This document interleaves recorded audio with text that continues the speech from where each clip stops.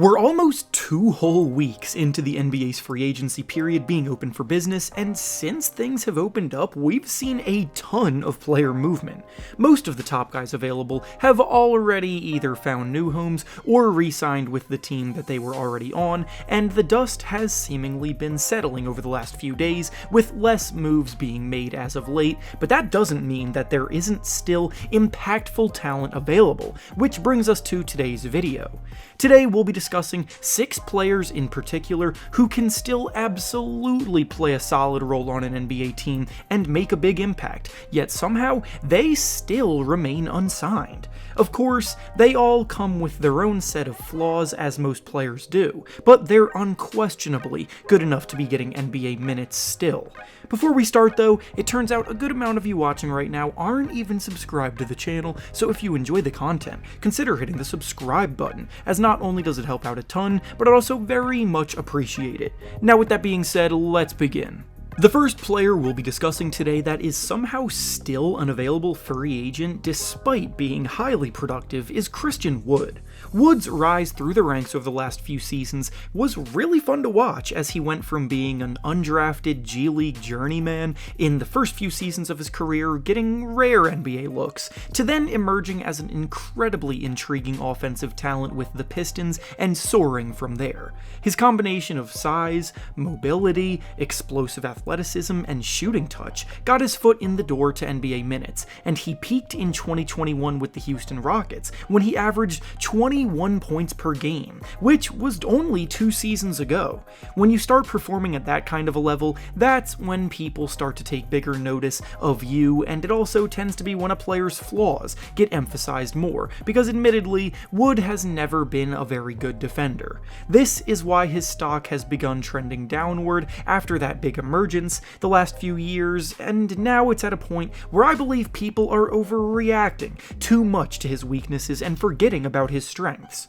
Wood is a great pick and roll big man, he's a 38% shooter from 3 over the last 4 years, and he's a decent shot blocker. Any team in need of an injection of offense to their front court should be considering adding him right now.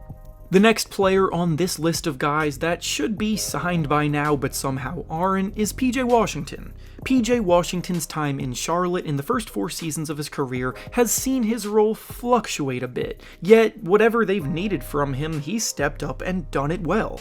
He was starting games immediately as a rookie and held that role down for about 2 years. In his 3rd season, he started to be coming off the bench, and it felt like he was going to be on the trade block that season to be moved. But then Miles Bridges got into some legal trouble, which made Washington even more important to them, and now he's coming off of a season last year where he put up a career-high 16 points per game. Washington's primary role is as a floor-spacing power forward, who shot about 38% from deep in the first 3 seasons of his career, and while his efficiency did dip a little bit this year, he's still a willing and able shooter. He defends hard, which is something that was rare in Charlotte the last few seasons. He's a sneaky shot creator at the position, and he does a little bit of everything, even if he doesn't necessarily dominate in any one part of the game. He is a restricted free agent, so the Hornets can match any offer that he receives and retain him, but it surprises me that he hasn't gotten any juicy offers elsewhere to at least put pressure on the Hornets front office yet. He's the kind of player that can be the glue in a lineup, and guys in that role are very important. The next player on this list of guys somehow still unsigned is Kelly Oubre. Oubre is coming off of what may have been the best year of his career, yet it was also the year we probably heard about him the least.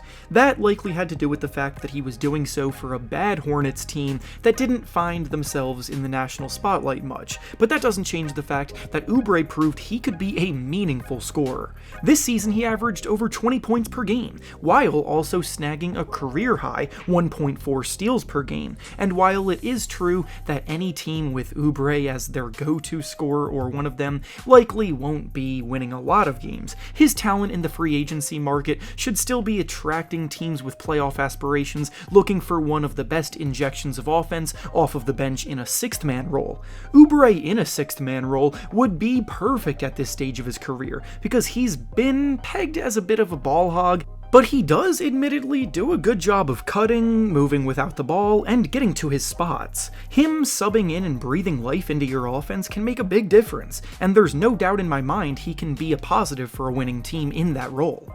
The next player on this list of guys somehow still unsigned is John Wall. Now, I know Wall is no longer anything close to the player that he used to be. His days as an all-star point guard leading a team are long gone.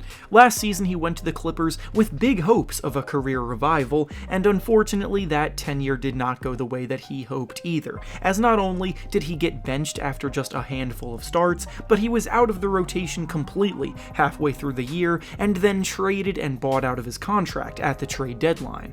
Wall is someone who I believe needs to embrace this next portion of his career as someone who settles into a lesser role and buys into doing more of the little things instead of trying to steal the show being a go-to guy. He still has clear and obvious talent, his speed can still create mismatches, and he can still make plays, but the issue with the Clippers was that he was still trying to be the man forcing things that weren't there, and his play can no longer match up to that. He is a gifted passer even to this day, and I truly believe he can do a fantastic job running a team's second unit, but if his mentality does not shift to where he can accept that, then that will be where problems come for him. It's sometimes hard for former stars to embrace their talents dwindling, but the ones that can do it can extend their careers quite a bit. The next free agent that somehow still remains unsigned is TJ Warren. Warren has been through a lot over the last few years, dealing with injuries that held him out for about 2 full seasons.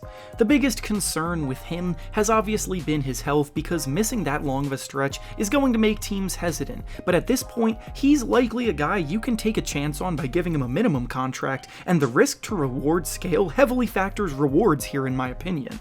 Warren, pre-injury, was a fantastic shot creator and pure bucket getter. He averaged an efficient 20 points per game in 2018 and 2020, and coming back this season playing in Brooklyn and Phoenix, he started to get his feel back out on the court in small stretches, and the further away we get from his injury, the longer he has to recover, and I think that will help him get back to full strength.